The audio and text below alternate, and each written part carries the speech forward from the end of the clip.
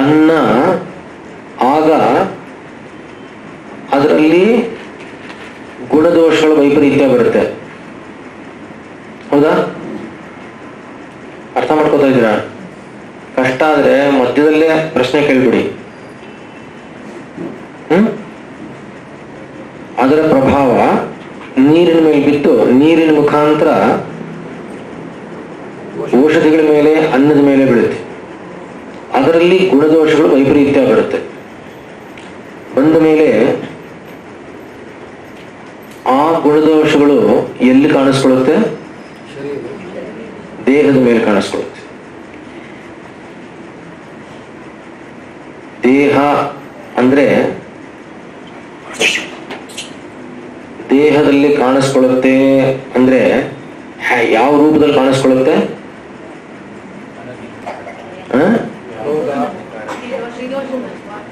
ಅದು ಒಳಗಡೆ ಇರೋದು, ಹೊರಗಡೆ ಹೆಂಗೆ ಕಾಣಿಸ್ಕೊಳ್ಳುತ್ತೆ? ಗುಣಗಳು ಹೊರಗಡೆ ಕಾಣಿಸ್ಕೊಳ್ಳಲ್ಲ. ಅಂದ್ರೆ ಕ್ರಿಯೆಯಲ್ಲೂ ಏರುಪೇರ, ಶರೀರದ ಅಂಗಾಂಗಗಳ ಕ್ರಿಯೆಯಲ್ಲಿ ಏರುಪೇರ ಅಂದ್ರೆ ಏನಂತ ಏನಂತಾರೆ ಅದಕ್ಕೆ? ರೋಗ,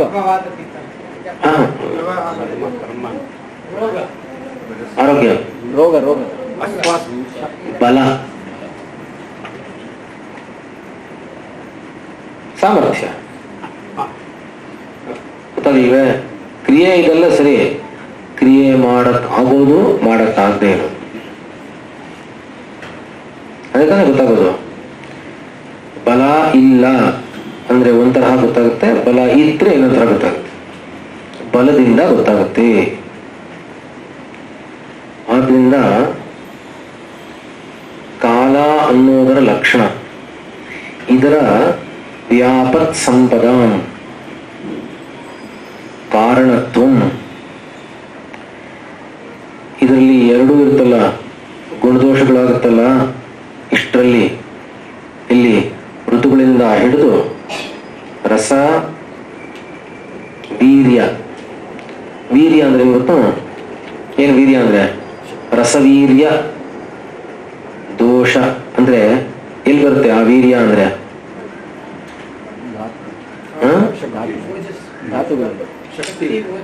ಅಲ್ಲ, ಅಲ್ಲಿ ಬರೋದಕ್ಕೆ ಮುಂಚೆ ಹೇಳಿ, ಎಲ್ಲಿ ಬರಬೇಕು? ಆಹಾರದ ವೀರ್ಯತ್ವ. ಈಗ ಹೇಳಲ್ವಾ ನಮ್ಮ ಇವಾಗೆಲ್ಲ ಏನ್ ಹೇಳ್ತಾರೆ ಗೊತ್ತಾ? ಮುಂಚೆ ಆ ಅಕ್ಕಿನೇ ಬೇರೆ ಸಾಕಣ್ರಿ, ಅವಾಗ ಬರ್ತಾರೋ ಅವಾಗ ತಿಂದಂತಹ ತರಕಾರಿನೇ ಬೇರೆ. ಏನ್ ಸೊಗಡು ಅವರೆಕಾಯಿ ಅಂದ್ರೆ ಅವಾಗ ಅಂತ ಹೇಳ್ತಿರಲ್ವಾ? ಆ ಸೊಗಡು ಇವಾಗ ಬರಲ್ಲ ಅಂತ ಹೇಳ್ತೀವಿ ತಾನೆ. ಆದ್ರಿಂದ ಅದರಲ್ಲಿ ವೀರ್ಯತ್ವ, ಅದ್ರ ಮೇಲೆ ವೈಪರೀತ್ಯಗಳು ಬರುತ್ತೆ ನೋಡಿ. ಇಷ್ಟು ವೈಪರೀತ್ಯಗಳಾಗ್ತಾ ಹೋಗುತ್ತಲ್ಲ ಋತುಗಳ ಮೇಲೆ.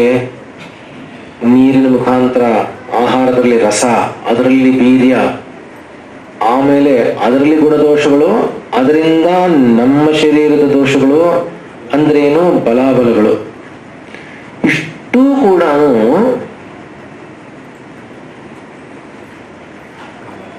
ಈ ಮೇಲಿದಾರಲ್ಲ ಮಧ್ಯದಲ್ಲಿ, ಅಂದ್ರೆ ಲೋಕಪಾಲಕರಿದಾರಲ್ಲ, ಅವರುಗಳು ಮಾಡ್ತಾ ಇರುವಂತಹ ಕೆಲಸ. ಅವ್ರು ಮಾಡ್ತಾ ಇರುವಂತ ಕೆಲಸ ಅಂದ್ರೆ ತಪ್ಪು ಮಾಡ್ತಾ ಇದಾರೆ, ದುಷ್ಟರು ಅಂತಲ್ಲ. ಅಂದ್ರೆ ಅವ್ರಿಗೆ ಏನು ನಮ್ಮ ಮೇಲೆ ಕನಿಕರ ಇಲ್ಲ, ಹಂಗಲ್ಲ. ಅವ್ರು ಸುಮ್ಮನೆ ಅವ್ರಿಗೆ ಏನ್ ಹೇಳಿದಾರೋ ಅದು ಮಾಡ್ತಾ ಇದಾರೆ ಅಷ್ಟೇ ಅಂತ ಅರ್ಥ. ಅದಕ್ಕೆ ಏನ್ ಹೇಳಿದ್ದಾರೆ ಅಂದ್ರೆ ಯಥೋಪಚಿತ ಕರ್ಮಾನುಸಾರಿ ಅಂತಾರೆ. ಯಥೋಪಚಿತ ಕರ್ಮಾನುಸಾರಿ. ಅವನು ಯಾರ್ಯಾರಿಗೆ ಎಲ್ಲೆಲ್ಲಿ ಹೇಗಿರ್ಬೇಕು ಅಂತಿರುತ್ತೋ, ಏನದು दाने दाने पे लिखा है खाने वाले का नाम, ಹೌದಾ? ಹಾಗೆ ಯಾರು ಎಲ್ಲಿ ಅವನು ಎಲ್ಲಿ ತಿಂತಾನೋ, ಏನ್ ಮಾಡ್ತಾನೋ ಎಲ್ಲ ಒಳಗಡೆಯಿಂದ ಹಾಗೆ ಸೇರ್ಕೊಂಡು ಬಂದ್ಬಿಟ್ಟಿರುತ್ತೆ. ಚೆನ್ನಾಗಿ ಒಳಗಡೆ ಸೇರ್ಕೊಂಡು ಅಲ್ಲಿಂದ ಹಾಗೇ ಬರುತ್ತೆ. ಎಲ್ಲಿಂದ? ಪ್ರಕೃತಿಯಿಂದ ಬರುತ್ತೆ. ಸೇರ್ಕೊಂಡಿರುತ್ತೆ, ಎಲ್ಲ ಸೇರ್ಕೊಂಡಿರುತ್ತೆ. ಆದ್ರಿಂದ ನಾವು ಮುಂಚೆ ಓಹೋ ಹೀಗೆ ಅನ್ನೋದನ್ನ ತಿಳ್ಕೊಂಡ್ರೆ ನನಗಿವಾಗ ಭಯ ಹುಟ್ಟುತ್ತೆ. ಹುಟ್ಟುತ್ತೋ ಇಲ್ವಾ? ಹುಟ್ಟಲ್ವಾ? ಹುಟ್ಟುತ್ತೋ ಇಲ್ವಾ? ಹುಟ್ಟುತ್ತ.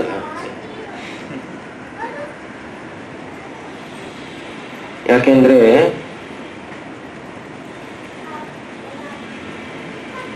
ನಾನು ಏನೇ ಕರ್ಮ ಮಾಡಬೇಕಾದ್ರೂ ಶರೀರವನ್ನ ಚೆನ್ನಾಗಿ ಇಟ್ಕೊಂಡಿರಲೇಬೇಕು, ಬೇರೆ ದಾರಿನೇ ಇಲ್ಲ. ಆರೋಗ್ಯವಾಗಿರಲೇಬೇಕು. ಮುಂಚೆ ತರಹ ಅಲ್ಲ. ಈಗ ಮುಂಚೆ ಮನೆಯಲ್ಲಿ ಜಾಸ್ತಿ ಜನ ಇರ್ತಿದ್ರು, ಯಾರೋ ಸ್ವಲ್ಪ ಆರೋಗ್ಯ ಸರಿ ಇಲ್ಲದೆ ಇದ್ರೆ ಇನ್ನೊಬ್ರು ಕೆಲಸ ಮಾಡೋರು. ಇವಾಗ ಒಬ್ಬರು ಮಲಗಿದ್ರೆ ಇನ್ನಿದ್ದವರೆಲ್ಲ ಬೇಜಾರು ಮಾಡ್ಕೊಳ್ತಾರೆ. ಯಾಕೆಂದ್ರೆ ಅವ್ರ ಕೆಲಸ ಎಲ್ಲ ಇವ್ರ ತಲೆ ಮೇಲೆ ಬರುತ್ತೆ, ಇವ್ರಿಗೂ ಕೆಲಸ ಇರುತ್ತೆ, ಇವ್ರು ಇದ್ರ ಜೊತೆಗೆ ಅದನ್ನೂ ಮಾಡ್ಬೇಕು ಅಂತ ಬೇಜಾರು ಮಾಡ್ಕೊಳ್ತಾರೆ. ಆಗುತ್ತೋ ಇಲ್ವಾ? ಆಗ್ತಾ ಇದೆಯೋ ಇಲ್ವಾ? ಆಗುತ್ತೋ ಇಲ್ವಾ? ಆಗ್ತಾ ಇದೆಯೋ ಇಲ್ವಾ? ಆದ್ರಿಂದ ಆರೋಗ್ಯವನ್ನು ಕಾಪಾಡ್ಕೊಳ್ಳೋದು ತುಂಬಾ ಮುಖ್ಯ. ಇನ್ನು ಮುಂದಕ್ಕೆ ಆಹಾರದ ವಿಧಿ, ಸೇವನ ವಿಧಿ, ಭೋಜನ ವಿಧಿ ಇತ್ಯಾದಿಗಳನ್ನೆಲ್ಲ ನೋಡ್ತಾ ಹೋಗೋಣ. ಇಲ್ಲಿವರೆಗೂ ಏನಾದರೂ ಸಂಶಯ ಇದೆಯಾ? ನಾವು ನಮ್ಮ ಕೈಲಿ ಹೇಳಿಸಿದ್ದ ಆ ವಾಕ್ಯ ಚರಕ ಸಂಹಿತೆ ಅಲ್ಲ, ಅಷ್ಟಾಂಗ. ಅಷ್ಟಾಂಗ ನಂತರದಲ್ಲಿ ದೇಹವನ್ನ ಆ ಎನರ್ಜೀಸ್ನ ದ್ರವ್ಯ ರೂಪ ಅಂತನೋ ದೇವರು ಅಂತ ನಾವು ಯಾರನ್ನ ಎನರ್ಜೀಸ್ ಅಂತ ಹೇಳಿದ್ರೆ ಅವರು ಅದರ ಶಕ್ತಿ ರೂಪ ಅಂತನೂ ಗ್ರಹಿಸಬಹುದಾ? ಗೊತ್ತಾಗಲಿಲ್ಲ, ಇನ್ನೊಂದ್ಸರಿ. ಯಾವ ದೇವತೆಗಳ ದ್ರವ್ಯ ರೂಪ ಇದೆ, ದ್ರವ್ಯ ರೂಪ ಇದೆ ಅಂತ ಭಾವಿಸಿದಾಗ ದ್ರವ್ಯ ತಾನೆ, ದ್ರವ್ಯ ಜಗತ್ತು ಕ್ಷೇತ್ರ, ಅದು ಕ್ಷೇತ್ರವೇ. ಅದನ್ನ ದೇಹ ಅಂತನೋ, ದೇಹದ ಹೊರಗಡೆ ಇರುವಂತಹ ಆ ದೇವತೆಗಳು ಎನರ್ಜೀಸ್ನ ಅದರ ಎನರ್ಜಿ ರೂಪ ಅಂತನೂ ಭಾವಿಸಬಹುದಾ? ಅಲ್ಲ, ಅವರು ಇವಾಗ ಸೂರ್ಯನೇ ಇದು ಅಂತ ಅಲ್ಲ ಅರ್ಥ. ಹಾಗ ಕೇಳ್ತಿರೋದು. ಸೂರ್ಯನ ಅತ್ಯಲ್ಪ ದ್ರವ್ಯಾಂಶ ಅಂತ ಅಲ್ಲ. ಸರಿ, ಈಗ ದೇವತೆಗಳ ಒಂದು ಅಂಶ ಇಲ್ಲಿರುತ್ತೆ ಅಂತ ಪ್ರಶ್ನೆ ಕೇಳ್ತಾರೆ. ಅವರ ಅಂಶ ಖಂಡಿತವಾಗ್ಲೂ ಇಲ್ಲಿರುತ್ತೆ. ಯಾಕೆ ಅಂದ್ರೆ, ಒಳ್ಳೆ ಪ್ರಶ್ನೆ. ಯಾಕೆ ಅಂದ್ರೆ ಇದೇ ದೇವತೆಗಳೇನೆ ಅಲ್ಲಿ ನಿಂತ್ಕೊಂಡೇ ಕೆಲಸ ಮಾಡ್ತಾರೆ ಅಂತ ಅಲ್ಲ, ಅಲ್ಲೆಲ್ಲೋ ಕೂತ್ಕೊಂಡು ಕೆಲಸ ಮಾಡೋಲ್ಲ. ಅವರು ಇಲ್ಲೂ ಇರ್ತಾರೆ. ಯಾಕೆಂದ್ರೆ ಇದು ನಿಜವಾಗ್ಲೂ ಈ ವಿಷಯ ಹೇಳಕ್ ಹೋದ್ರೆ ತುಂಬಾ ಆಳವಾಗಿರುವಂತಹ ವಿಷಯ. ನೋಡಿ,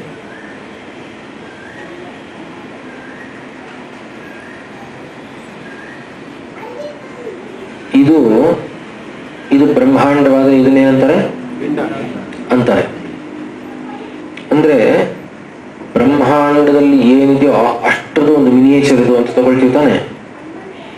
ಆದ್ರಿಂದ ನಾನು ನಿನ್ನೆ ಒಂದು ವಿಷಯ ಹೇಳಿದ್ದೆ ನಿಮಗೆ. ಏನು ಅಂದ್ರೆ, ಇದನ್ನೊಂದ್ಸರಿ ಸೀಳ್ ನೋಡಿ ಅಂತ ಹೇಳಿದ್ದೆ.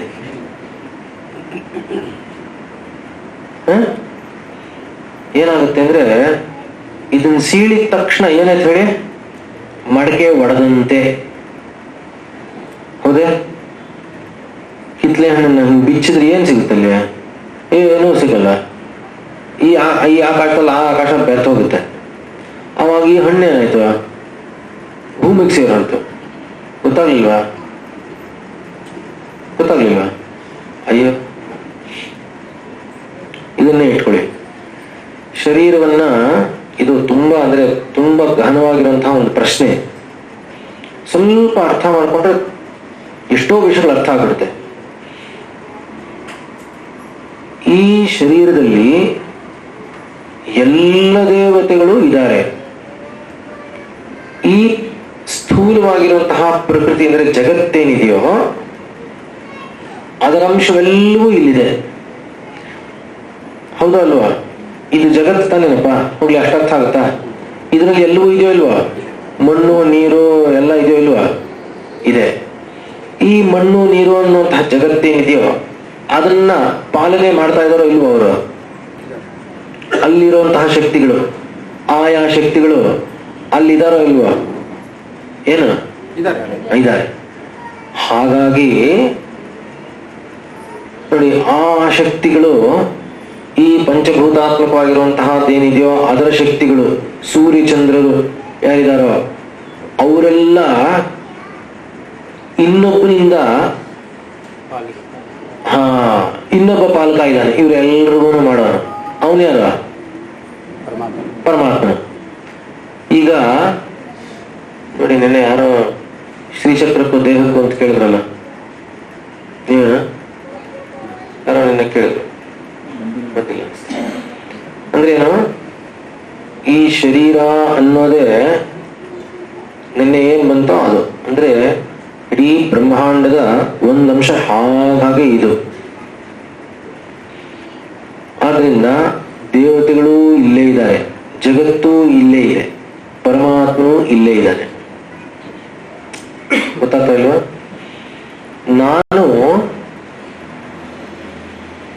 ನಾನು ಪರಮಾತ್ಮನಿಗಿಂತ ಬೇರೆ ಅಂತ ಅಂದುಕೊಂಡಿದ್ದಕ್ಕೇನೆ ಇದನ್ನಿಟ್ಕೊಂಡು ಇಷ್ಟರಲ್ಲೇ ನೀನು ಸೀಮಿತವಾಗಿ ಕರ್ಮ ಮಾಡೋದಿಕ್ಕೆ ಒಂದು ಅವಕಾಶ ಕೊಟ್ಟಿದ್ದಾನೆ ಅಷ್ಟೇ. ನಾನು ಸುಮ್ಮನೆ ಅವನಿಗಿಂತ ಬೇರೆ ಅಂತ ಅಂದ್ಕೊಂಡಿದ್ದಕ್ಕೆ ಇಷ್ಟಾಗಿದೆ. ಅಂದ್ರೇನು?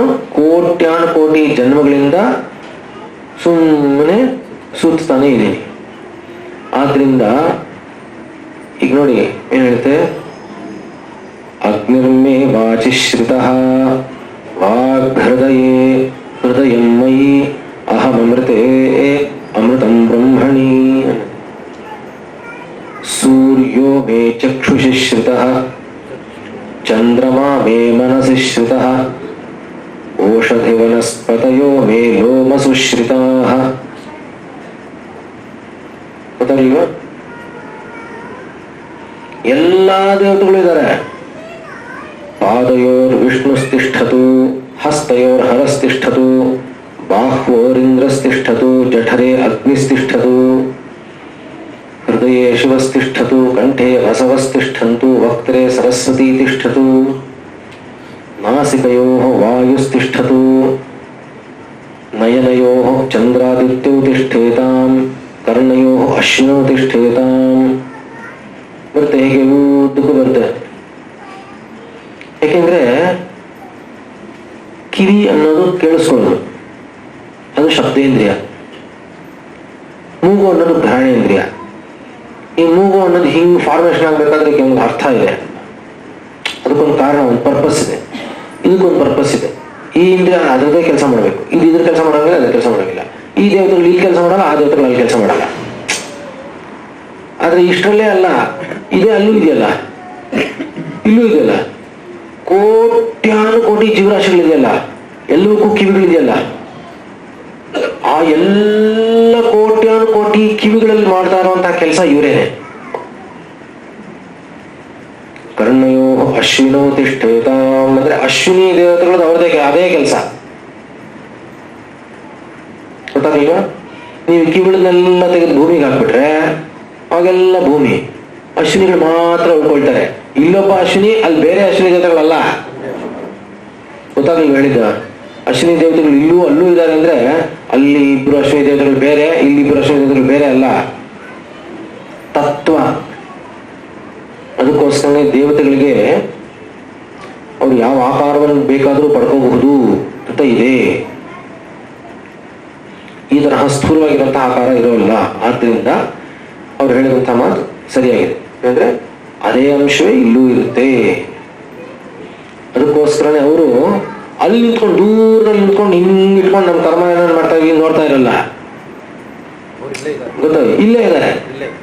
ಇಲ್ಲೇ ಇದ್ದಾರೆ. ಅದಕ್ಕೋಸ್ಕರ ಕಾಯಿಲೆಗಳು ಬರೋದು ಅಂದ್ರೆ ಆಕಸ್ಮಿಕವಾಗಿ ಸುಮ್ಮನೆ ಟಕ್ಕದ ಬಂದ್ಬಿಡ್ತು. ನಮಗೆ ಏನ್ ಚೆನ್ನಾಗಿದ್ರು, ಇದ್ದಕ್ಕಿದ್ದಂಗೆ ಹೋಗ್ಬಿಟ್ರು ಅಂದ್ರೆ ಇದ್ದಕ್ಕಿದ್ದಂಗೆ ಹೋಗೋವರೆಗೂ ಚೆನ್ನಾಗಿದ್ರು ಅಂತ ಅಷ್ಟೇ ಅರ್ಥ. ಇಷ್ಟು ಮುಗೀತು ಅಂದ ತಕ್ಷಣ ಅವ್ರ ಕೆಲಸ ಅವ್ರು ನಿಲ್ಸ್ಬಿಡ್ತಾರೆ. ಅವ್ರು ಇರೋದ್ರಿಂದ ಕೆಲಸ ನಡೀತಾ ಇದೆ, ಅವ್ರ ಕೆಲಸ ಅಲ್ಲಿ ನಡೀತಾ ಇದೆ.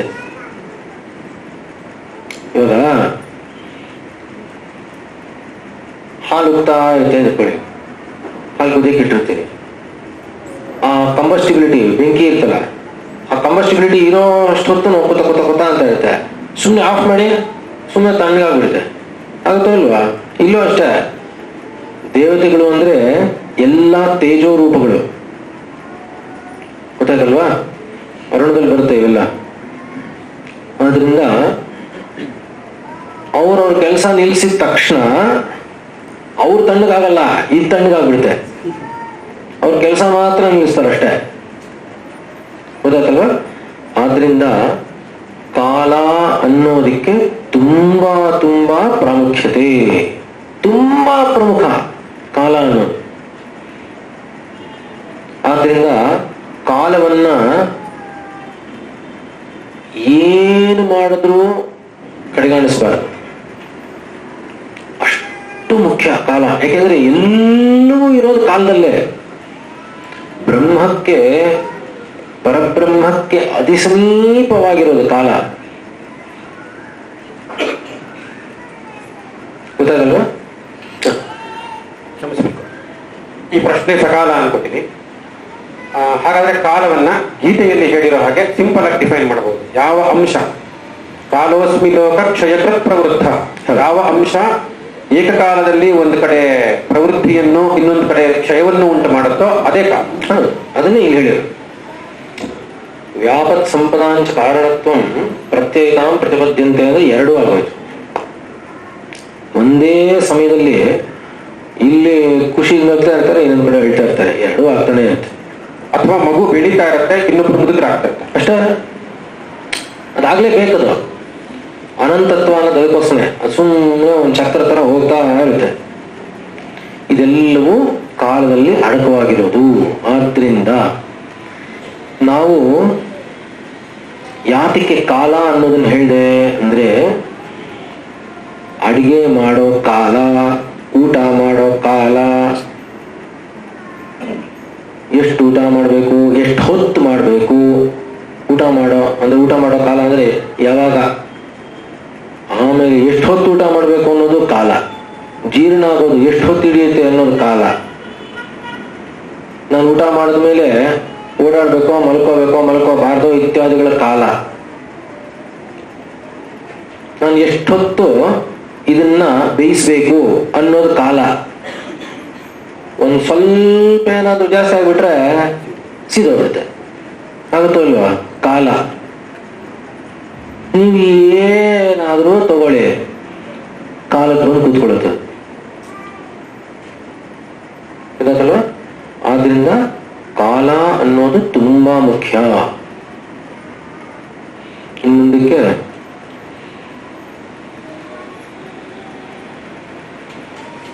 ಆಹಾರದ ವಿಷಯಗಳನ್ನು ಕೆಲವನ್ನೆಲ್ಲ ತಗೊಳ್ತೀನಿ.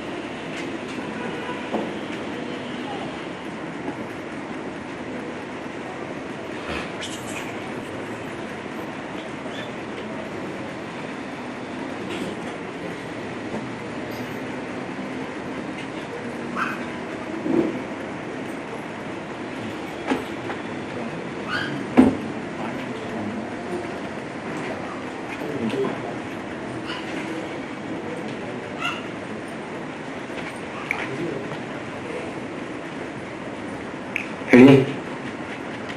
ಕಾಲ ಕಾಲಾರ್ಥ ಎಲ್ರು ಹೇಳಿ. ಕರ್ಮಣಾಂ ಯೋಗೋ ಹೀನ ಮಿಥ್ಯಾ ಅತಿಮಾತ್ರಕಃ ಸಮ್ಯಕ್ ಯೋಗಶ್ಚ ವಿಜ್ಞೇಯೋ ರೋಗ ಆರೋಗ್ಯೈಕ ಕಾರಣಂ. ಕಾಲಾರ್ಥ ಕರ್ಮಣಾಂ ಯೋಗೋ ಹೀನ ಮಿಥ್ಯಾ ಅತಿಮಾತ್ರಕಃ ಸಮ್ಯಕ್ ಯೋಗಶ್ಚ ವಿಜ್ಞೇಯೋ ರೋಗಾರೋಗ್ಯೈಕ ಕಾರಣಂ.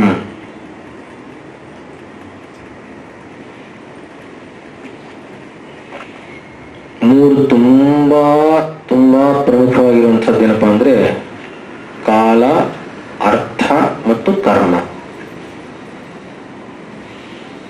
ಕಾಲ, ಅರ್ಥ ಮತ್ತು ಕರ್ಮ. ಕಾಲ ಅಂದಾಗ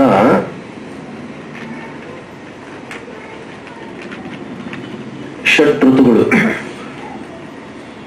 ಮತ್ತು ದಿವಾ ಅಹೋರಾತ್ರಿಗಳು ಅದಲ್ವಾ. ಕರ್ಮ ಅಂದ್ರೆ ನಾವು ಮಾಡುವಂತಹ ಎಲ್ಲ ಕರ್ಮ. ಅರ್ಥ ಅಂದ್ರೆ ಏನು ಇಂದ್ರಿಯಗಳಿಂದ ನಾನು ಯಾವ ಅರ್ಥವನ್ನ ಪಡ್ಕೋಬೇಕು ಅಂತಿರ್ತೀನೋ ಅದು. ಅಂದ್ರೆ ನೋಡೋದು, ಕೇಳೋದು ಇವೆಲ್ಲ ಇರ್ತಲ್ಲ, ಅರ್ಥ. ಈ ಮೂರರ ಯೋಗ ಪಡ್ಕೊಳ್ಳುವಂತಹದ್ದು ಏನಿರುತ್ತೋ ಅದು ಯಾವ ಯಾವ ಋತುವಿನಲ್ಲಿ ಏನೇನು ಕರ್ಮಗಳನ್ನ ಮಾಡಬೇಕೋ ಅದನ್ನ ಮಾಡಿ ಏನೇನು ಅರ್ಥಗಳನ್ನ ಪಡ್ಕೋಬೇಕೋ ಆಯಾ ಅರ್ಥಗಳನ್ನ ಕಾಲ ಅರ್ಥ ಕರ್ಮಣಾಂ ಯೋಗ ಅದನ್ನ ಸರಿಯಾಗಿ ಹಾಗೆ ಮಾಡಿದ್ರೆ ಅವಾಗ ಅದರ ಫಲವನ್ನ ಆರೋಗ್ಯ ಅಂತ ಕರೀತಾರೆ. ಆಯ್ತಾ? ಕಾಲಾರ್ಥ ಕರ್ಮಣಾಂ ಯೋಗೋ ಹೀನ ಮಿಥ್ಯಾತಿಮಾತ್ರಕಃ ಸಮ್ಯಕ್ ಯೋಗಶ್ಚ ವಿಜ್ಞೇಯೋ ಆರೋಗ್ಯೈಕ ಕಾರಣ. ಹೀನ ಮಿಥ್ಯಾ ಅತಿಮಾತ್ರಕಃ ರೋಗಸ್ಯ ಕಾರಣ. ಅದನ್ನ ಋತು ಅಂದ್ರೆ ಕಾಲ, ಅರ್ಥ ಮತ್ತು ಕರ್ಮ ಇದನ್ನ ಹೀನವಾಗಿ, ಹೀನ ಅಂದ್ರೆ ಕಡಿಮೆ, ಎಷ್ಟು ಮಾಡಬೇಕೋ ಅಷ್ಟು ಮಾಡದೆ ಅಥವಾ ತಪ್ಪಾಗಿ ಮಾಡಿದ್ರೆ ಮಿಥ್ಯ ಅಥವಾ ಅತಿಯಾಗಿ ಮಾಡಿದ್ರೆ ಮೂರು. ಇದು ಮೂರೂ ಕೂಡ ರೋಗಕ್ಕೆ ಕಾರಣ. ಗೊತ್ತಲ್ಲ? ಯಾವ್ಯಾವ ಹೇಳಿ ಮೂರು? ಕಾಲ, ಅರ್ಥ, ಕರ್ಮ. ಈ ಕಾಲ, ಅರ್ಥ, ಕರ್ಮಗಳನ್ನ ಹೀನವಾಗೂ ಉಪಯೋಗಿಸ್ಕೋಬಾರ್ದು, ಮಿಥ್ಯ ಅಂದ್ರೆ ತಪ್ಪಾಗೂ ಬಳಸಬಾರ್ದು, ಅತಿಯಾಗೂ ಬಳಸಬಾರ್ದು. ಅದನ್ನ ಸರಿಯಾಗಿರುವಂತಹ ಪ್ರಮಾಣದಲ್ಲಿ ಸರಿಯಾಗಿರುವಂತಹ ರೀತಿಯಲ್ಲೇ ಬಳಸಬೇಕು. ಅಂದ್ರೆ ಸುಮ್ಮನೆ ಉದಾಹರಣೆ ಹೇಳ್ತೀನಿ. ಈಗ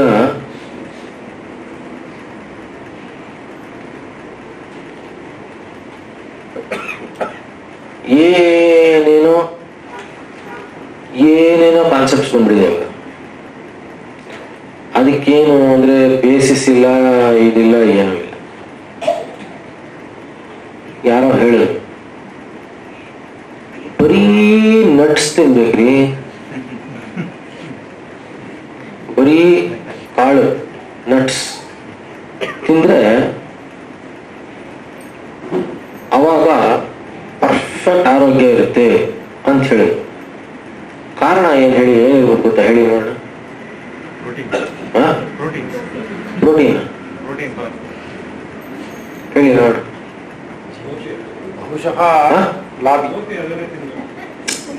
ಆಕ್ಚುಲಿ ಕರೆಕ್ಟ್. ಕೋಳಿಗಳು ಅದನ್ನೇ ತಿನ್ನುತ್ತೆ. ಕೋತಿಗಳು ಬರೀ ನಟ್ಸ್ ತಿನ್ನುತ್ತೆ, ಅದಕ್ಕೋಸ್ಕರ ನಾವು ನಟ್ಸ್ ತಿಂತಾ ಇದ್ರೆ ಚೆನ್ನಾಗಿರ್ತೀವಿ. ಹೇಗೆ ಅಂತ ಅವ್ರೇನು ಹೇಳಿಲ್ಲ. ಇದಕ್ಕೆ ಏನ್ ಕಾರಣ ಇರ್ಬೋದು ಗೊತ್ತಾ? ಆ ಹೇಳೋದಕ್ಕೆ ಬೇಸಿಸ್ ಗೊತ್ತಾ ನಿಮ್ಗೆ? ವ್ಯಾಪಾರನ? ಅಲ್ಲಪ್ಪ, ಯಾರು ಹೇಳಿದ್ದು? ಯಾಕೆಂದ್ರೆ ಮಂಗನಿಂದಾನೇ ಮನುಷ್ಯ ಬಂದಿದ್ದು ಅಂತ ನಿಮ್ಗೆ ಬೇಸಿಸ್ ಗೊತ್ತಾಗ್ತಾ ಇದೆ. ಇದು ಹೇಳೋದಿಕ್ಕೆ ಬೇಸಿಸ್ ಏನಪ್ಪಾ ಅಂದ್ರೆ, ಎಲ್ಲ ನಟ್ಸ್ ತಿಂತಾ ಇದ್ರೆ ಅವಾಗ ಆರೋಗ್ಯವಾಗಿರ್ತೀವಿ. ಯಾಕೆ ಅಂದ್ರೆ ಕೋತಿಗಳು ಅದನ್ನೇ ತಿಂತಾ ಇರುತ್ತೆ, ಅದಕ್ಕೆ. ಅಲ್ರಿ, ಕೋತಿಗಳು ನಟ್ಸ್ ತಿನ್ನೋದಕ್ಕೂ ನಾವ್ ಯಾಕೆ ತಿನ್ಬೇಕು? ನಾವು ಕೋತಿಗಳೇ ನಾವಾಗಿರೋದು. ಅಂದ್ರೆ ಕೋತಿನೇ ಹಿಂಗಾಗ್ಬಿಟ್ಟಿದೀವಿ ಅಂತ ಅರ್ಥ. ಏನಾದ್ರೂ ಲಾಜಿಕ್ ಇದೆಯಾ ಅದಕ್ಕೆ? ಅದೇನು ಅಂದ್ರೆ ಅಷ್ಟು ಕಾಮನ್ ಸೆನ್ಸ್ ಕಳ್ಕೊಂಡ್ಬಿಡ್ತೀವ ಅಂತ ನಾವು. ಕೋತಿ ಮನುಷ್ಯನಾಗೋದಕ್ಕೆ ಸಾಧ್ಯವೇ? ಏನಾದ್ರೂ ಅರ್ಥ ಇದೆ ಇದಕ್ಕೆ? ಅಂದ್ರೆ ನಮ್ಮ ಪೂರ್ವಜರೆಲ್ಲ ಮಂಗಗಳು ಅಂತ ಅರ್ಥ. ಅರ್ಥನೇ? ಅದಕ್ಕೆ ಅರ್ಥನಪ್ಪ ಆ ಕ್ಲೀನ್ ಪ್ರಕಾರ. ಅದೇ, ಅದು ಇಂಟರ್ನಲ್ ಎವಲ್ಯೂಷನ್. ಅದು ಇಂಟರ್ನಲ್ ಎವಲ್ಯೂಷನ್ ಗೊತ್ತಾಗಲ್ವಾ?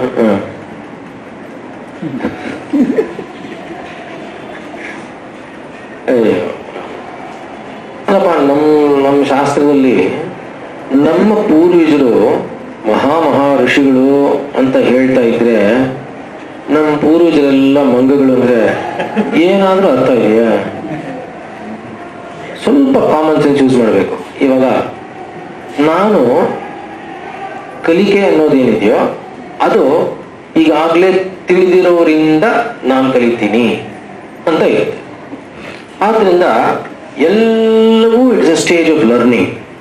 ಸೊ ಲರ್ನಿಂಗ್ ಅಂದಮೇಲೆ ನಾನು ನನ್ನ ಪೂರ್ವಜರನ್ನ ಕಲಿತೀನಿ ಅಂದ್ರೆ, ಮುಂಚೆ ಹುಟ್ಟಿದವರಿಂದ ಅಂದ್ರೆ ಅವ್ರಿಗೆ ಇದಕ್ಕಿಂತ ಗೊತ್ತಿರಬೇಕು. ಅದನ್ನ ನಾಲೆಡ್ಜ್ ಇಸ್ ಪಾಸ್ಡ್ ಆನ್ ಅಂತ ಇದೆ. ಏನಾದ್ರೂ ಇವಾಗ ಅದನ್ನ ಇಲ್ಲಿ ರೀಪ್ಲೇಸ್ ಮಾಡಿ ನೋಡಿ ನೋಡೋಣ. ಅರ್ಥ ಇದೆನಾ? ಅಂದ್ರೆ ಇವಾಗ ಒಂದ್ ಸ್ವಲ್ಪ ಹಂಗಾಗ್ತಿದೆ ಅಂತ ಇಟ್ಕೊಳ್ಳಿ. ಇವಾಗ ಒಂದ್ ಸ್ವಲ್ಪ ಹಾಗೆ ಆಗ್ತಿರೋದು. ನಾವು ಸ್ವಲ್ಪ ಹಂಗೆ ಆಡ್ತಾ ಇದೀವಿ. ಆಕ್ಚುಲಿ ಏನೇನೇನೋ ಕಾನ್ಸೆಪ್ಟ್ ಇಟ್ಕೊಳ್ಳೋದು, ಏನೇನೋ ಅರ್ಥ ಮಾಡ್ಕೊಂಡ್ಬಿಡೋದು, ಹೇಗೋ ಆಡೋದು. ಅಂದ್ರೆ ನಾರ್ಮಲ್ಸಿ ಇಂದ ಒಂದು ಸ್ವಲ್ಪ ಒಂದು ಅಬರೇಷನ್ ಇದ್ರೆ that seems to be right. ಗೊತ್ತಾಗಲಿವ? ಅದು ಮುಕ್ಕಾಲ್ ಪಾಲು just trying to understand. The timeline ಏನಾಗುತ್ತೆ ಅಂದ್ರೆ, ಒಂದೇ ತರಹ ಮಾಡ್ಕೊಂಡು ಹೋಗ್ತಾ ಇದ್ರೆ ಅದರಲ್ಲಿ ಒಂಥರ ಸ್ಟ್ಯಾಗ್ನೇಟ್ ಆಗ್ಬಿಡುತ್ತೆ ಅನ್ನೋ ತರಹ ಇರ್ತೀವಿ ನಾವು. ಸುಮ್ಮನೆ ಸಿಚುವೇಶನ್ ಅರ್ಥ ಮಾಡ್ಕೊಳ್ಳೋಕೆ ಪ್ರಯತ್ನ ಪಡ್ತಾ ಇದ್ದೀವಿ. ಸೊ ಅದರಿಂದ ಒಂದು ಸ್ವಲ್ಪ ಹಿಂಗಾಗಿ ಏನೋ ಒಂದು ಅಬ್ನಾರ್ಮಲ್ ಆಗಿದ್ರೆ ಆಮೇಲೆ ಒದೆ ತಿಂದು ಆಮೇಲೆ ನಾವು ಅಲ್ಲೆಲ್ಲೋ ಇದ್ದೆ ಅಂತ. ಈ ಅಮೆರಿಕಾನೆಲ್ಲ ಆಗುತ್ತೆ ಅಂತ ಕೇಳಿದ್ದೀನಿ. ಏನಂದ್ರೆ ರೋಡ್ಗಳು ತುಂಬಾ ಉದ್ದುದ್ದ ಇದೆ, ತುಂಬಾ ಲಾಂಗ್ ಡಿಸ್ಟೆನ್ಸಸ್, ಒಂದೇ ಸ್ಟ್ರೈಟ್ ಆಗಿರುತ್ತೆ ರೋಡ್ಸ್. ಸೊ ಅಲ್ಲಿ ಡ್ರೈವ್ ಮಾಡ್ತಾ ಇರ್ಬೇಕಾದ್ರೆ ಹಿಂಗೆ ಕೊಂಡಿರ್ಬೇಕು ಆಲ್ಮೋಸ್ಟ್, ಆಯ್ತಾ? ತುಂಬಾ ಮಿನಿಮಲ್ ಸ್ಟೀರಿಂಗ್ ಉಪಯೋಗ. ಆಮೇಲೆ ಎಲ್ಲೋ ಒಂದ್ ಕಡೆ ಒಂಥರ ಹಿಂಗೆ ತೂಗಿಸ್ಬಿಡ್ತಾರೆ. ಅಷ್ಟು ಯಾವಾಗ ಸುಮ್ಮನೆ ಈಗ ಇಟ್ಕೊಂಡ್ರೆ ಎಷ್ಟೋ ಕುಂತ್ಕೊಂಡು ಹಾಗೆ ಇಟ್ಕೊಂಡ್ರದ ಸುಮ್ಮನೆ ಬಿಡಿಸಲ್ವ, ತೂಗಿಸ್ಬಿಡ್ತಾರೆ ಅಂತ ಸ್ವಲ್ಪ ಹಂಗೆ ಹೊಟ್ಟೋಗ್ಬಿಡುತ್ತೆ. ಆಕ್ಚುಲಿ ಕಾರ್ ಹೋಗುತ್ತೆ, ಡ್ರೈವ್ ಮಾಡ್ಕೊಂಡು ಹೋಗ್ಬಿಡ್ತಾರೆ. ಸೊ ಅದಕ್ಕೋಸ್ಕರ ಅಲ್ಲಿ ಒಂದು ವೈಬ್ರೇಟರ್ ಥರ ಒಂದು ಸಣ್ಣದಾಗ ಅಲ್ಲಿ ರೋಡ್ನ ಏನೋ ಒಂಥರ ಇದು ಮಾಡಿರ್ತಾರೆ. ಅಲ್ಲಿ ಹೋದ ತಕ್ಷಣ ಗಡ ಅನ್ನುತ್ತೆ. ಆಮೇಲೆ ಮುಂದೆ ಹಿಂಗೆ ಅಂತ ವಾಪಸ್ ತಗೊಂಡ್ಬಿಡ್ತಾರೆ. ಹಾಗೆ.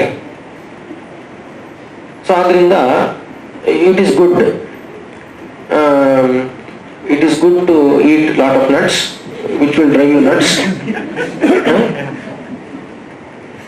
ಸೊ ಆಮೇಲೆ ಅಂದ್ರೆ ನಾನು ಅವಾಗೆಲ್ಲ ಕೋತಿಯಾಗಿದ್ದು ಈಗ ಅಂತ ಅರ್ಥ ಮಾಡ್ಕೊಂಡ್ಮೇಲೆ ತಿರುಗಿ ವಾಪಸ್ ಮನುಷ್ಯನಾಗೋ ಪ್ರಯತ್ನ ಪಡೋದು. ಇವಾಗ ಅದೇ ಆಗ್ತಿರೋದು. ಏನೇನೋ ಅಂದ್ರೆ ಗೊತ್ತಾಗಲಿಲ್ಲ, ಅದು ತಪ್ಪು. ಕಾಲಾರ್ಥ ಕರ್ಮಣಾಂ ಯೋಗ. ಆದ್ರಿಂದ ಯಾವ ಸಕಾಲದಲ್ಲಿ ಏನ್ ತಿನ್ಬೇಕೋ ಅದನ್ನ ಅಲ್ಲೇ ಅವಾಗಲೇ ತಿನ್ಬೇಕು, ಅದ್ರ ವಿಷಯ ಎಲ್ಲ ಬರುತ್ತೆ. ಹಾಗೆ ಅರ್ಥ ಕೂಡ. ಅರ್ಥ ಅಂದ್ರೂ ಯಾವ ಇಂದ್ರಿಯ ಏನ್ ಅರ್ಥವನ್ನ ಎಷ್ಟು ಪಡ್ಕೋಬೇಕೋ ಅಷ್ಟರಲ್ಲೇ ಉಪಯೋಗಿಸ್ಬೇಕು. ಅದರಿಂದ ಎಷ್ಟು ಅರ್ಥ ಮಾಡಬೇಕೋ ಅಷ್ಟೇ ಮಾಡಬೇಕು. ಯಾವುದು ಕೂಡ ಅತಿರೇಕ ಮಾಡಬಾರ್ದು. ಅದಕ್ಕೇನು ಎಕ್ಸಾಂಪಲ್ಸ್ ಕೊಡ್ಬೇಕಾಗಿಲ್ಲ, ನಿಮ್ಗೆಲ್ರಿಗೂ ಗೊತ್ತಿರುವಂಥ ವಿಷಯ ಅಲ್ವಾ. ಯಾವುದೇ ತಿಂದ್ರು ಚೆನ್ನಾಗಿದೆ ಅಂತ ಜಾಸ್ತಿ ತಿನ್ನೋದು. ಸೊ ಅದರಿಂದ ಇದನ್ನ ಸರಿಯಾಗಿ ಒಂದು ಸಮತೋಲನದಲ್ಲಿ ಇಟ್ಕೊಂಡು ಹೋದ್ರೆ ಇದಕ್ಕೆ ಆರೋಗ್ಯ ಕೊಡುತ್ತೆ. ಇಲ್ಲದೆ ಇದ್ರೆ ರೋಗ ಬರುತ್ತೆ. ಇಷ್ಟೆಲ್ಲ ಪ್ರಶ್ನೆ ಇದ್ರೆ ಕೇಳಿ.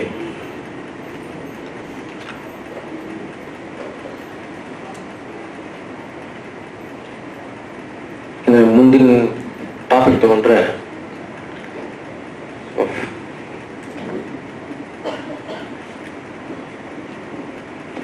ಮೂರನ್ನು ಹೀಗೆ ಹೊಡ್ಕೋಬೇಕಲ್ವಾ, ಅದು ಹೀನ ಕಾಲ, ಹೀನ ಕರ್ಮ, ಹಾಗೆ ಹೊಡ್ಕೋಬೇಕು. ಹೌದು. ಕಾಲಾರ್ಥ ಕರ್ಮಣಾಂ ಯೋಗೋ ಹೀನ ಮಿಥ್ಯಾತಿ ಮಾತ್ರ ಅಂದ್ರೆ ಕಾಲವನ್ನು ಹೀನ ಮಿಥ್ಯಾ ಅಥವಾ ಅತಿ ಮಾತ್ರವಾಗಿ ಉಪಯೋಗಿಸಬಾರದು. ಹಾಗೇನೆ ಕರ್ಮವನ್ನು ಹೀನ ಕರ್ಮ, ಮಿಥ್ಯಾಕರ್ಮ, ಮಿಥ್ಯಾಕರ್ಮ, ಅತಿ ಮಾತ್ರ ಕರ್ಮ. ಹೌದು, ಅದು ಮಾಡು. ಅರ್ಥವನ್ನು ಹೀನಾರ್ಥ, ಮಿಥ್ಯಾರ್ಥ, ಅತ್ಯರ್ಥ ಹಾಗೂ ಮಾಡು. ಕರ್ಮ ಅಂದ್ರೆ ಏನು ಹೇಳಿದೆ? ಕರ್ಮ ಅಂದ್ರೆ ಏನ್ ಸಾಮಾನ್ಯ ಕರ್ಮ ಎಲ್ಲಾನು ಅಷ್ಟೇ, ಎಲ್ಲ ಕರ್ಮನೇ. ಕಾಯೇನ ವಾಚ ಮನಸ ಅಷ್ಟೇ. ಕಾಯ ವಚ ಮನಸ ಏನ್ ಮಾಡ್ತೀವೋ ಎಲ್ಲವೂ ಕರ್ಮವೇ.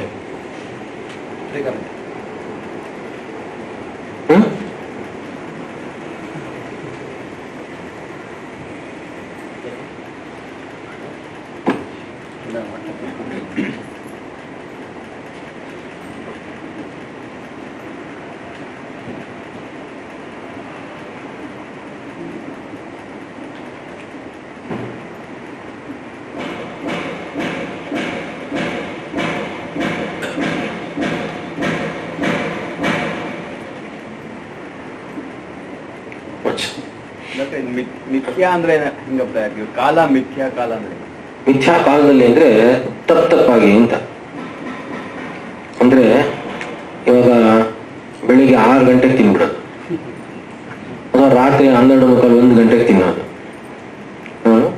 ಮಿಥ್ಯಾ ಕಾಲ. ಇದಕ್ಕೆ ವಾಕ್ಯ ಪೂರ್ತಿ ಆಗ್ಬೇಕು. ಹೀನ ಮಿಥ್ಯಾತಿ ಮಾತ್ರಕಃ ಸಮ್ಯಕ್ ಯೋಗಶ್ಚ ವಿಜ್ಞೇಯೋ ಸಮ್ಯಕ್ ಯೋಗಶ್ಚ ಏತೇಷಾಂ ಸಮ್ಯಕ್ ಯೋಗಃ ಅವೇಚ್ಛೇತ್ ಅಂತ ಅಲ್ಲಿ ವ್ಯವಹಿತೇನ ಸಂಬಂಧ ವಿಜ್ಞೇಯ ರೋಗ ಕಾರಣ, ಅದು ಅಷ್ಟಾಂಗ ಸಂಗ್ರಹ.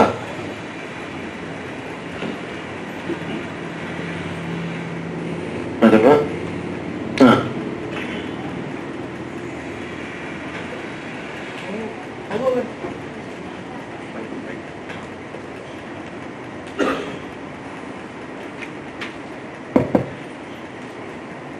ಕರ್ಮ, ಅರ್ಥ, ಕಾಲ, ಅರ್ಥ, ಕರ್ಮ. So that is our thoughts gets categorized. See, in karma means kayika, vachika and manasika karma. All three are included. So thoughts also, it is very natural that thoughts keep coming. But simply thinking for 2 hours doesn't fetch you anything. So that is an ati yoga. Okay? So something like that.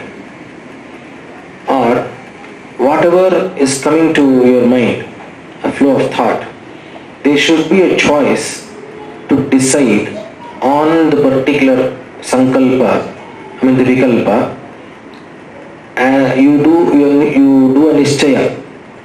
You definitely fix on a particular thing for you to proceed further to act without doing it. If the thought is something else, you doing something else, then it is mithya yoga. Okay?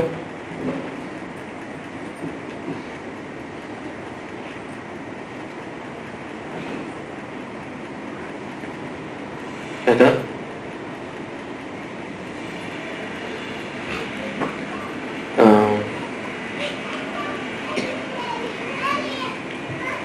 ಈಗ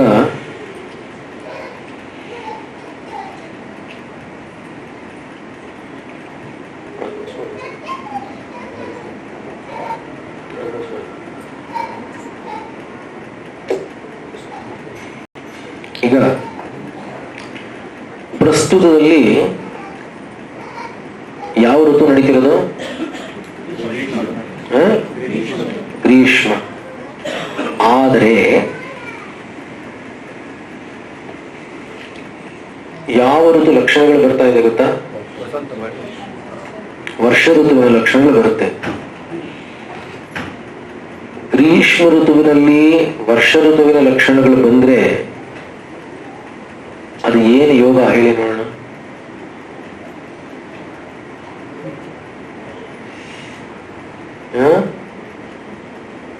ಕಾಲದ ಮಿಥ್ಯಾಯೋಗ. ಈಗ ಕಾಲದ ಮಿಥ್ಯಾಯೋಗ ಯಾರಿಂದ ಬಂತು ಗೊತ್ತಾ?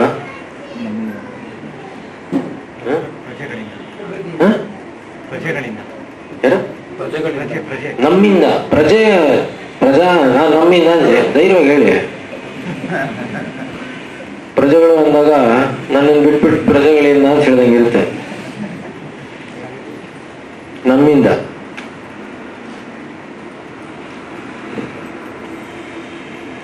Communicable diseases ಅಂತ ಹೇಳಿದ್ರಲ್ವ, ಅದರ ಕಾರಣದಲ್ಲಿ ಏನ್ ಹೇಳ್ತೇವೆ ಅಂದ್ರೆ ಮೊದಲನೇ ಕಾರಣ ಏನ್ ಗೊತ್ತಾ?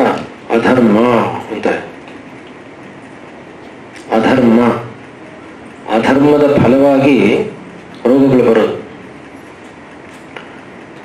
ಯಾಕೆಂದ್ರೆ ನೋಡಿ, ಅನ್ನಾದ್ ಭವಂತಿ ಭೂತಾನಿ ಪರ್ಜನ್ಯಾದ್ ಅನ್ನ ಸಂಭವ, ಯಜ್ಞಾದ್ ಭವತಿ ಪರ್ಜನ್ಯ ಅಲ್ವಾ? ಯಾವಾಗ ಅದಿಲ್ವೋ ಅದಿಲ್ಲ, ಯಾವಾಗ ಅದಿಲ್ವೋ ಇದಿಲ್ಲ, ಯಾವಾಗ ಇದಿಲ್ವೋ ಇದಿಲ್ಲ. ಗೊತ್ತಾಗ್ಲಿಲ್ವ? ಯಜ್ಞಾಗಾದಿಗಳನ್ನು ಮಾಡದೇ ಇದ್ರೆ ಅಲ್ಲಿಗೆ ವರ್ಷಾಪ್ ಸರಿಯಾಗಿ ಬರೋಲ್ಲ, ಸಕಾಲದಲ್ಲಿ ಬರೋಲ್ಲ. ಸಕಾಲದಲ್ಲಿ ಬರದೆ ಹೋದ್ರೆ ಅವಾಗ ಏನಾಗುತ್ತೆ? ಬೆಳೆ ಸರಿಯಾಗಿ ಬರೋಲ್ಲ. ಬೆಳೆ ಇಲ್ಲದೆ ಇದ್ರೆ ಅದಕ್ಕೆ ಬೆಲೆ ಇರಲ್ಲ. ಆ ಬೆಳೆಯಲ್ಲಿ ಬೆಲೆ ಇಲ್ಲ, ವೀರ್ಯ ಇಲ್ಲ. ಅದಂತೂ ಅದಕ್ಕೆ ಬೆಲೆ ಇಲ್ಲ. ಇನ್ನು ನಮ್ಗೆಲ್ಲಿ ಬರುತ್ತೆ ಬೆಲೆ? ನಮಗೂ ಇಲ್ಲ ಬೆಲೆ. ಅದಾದಲ್ಲ. ಆದ್ರಿಂದ ನಿನ್ನೆ ಹೇಳಿದ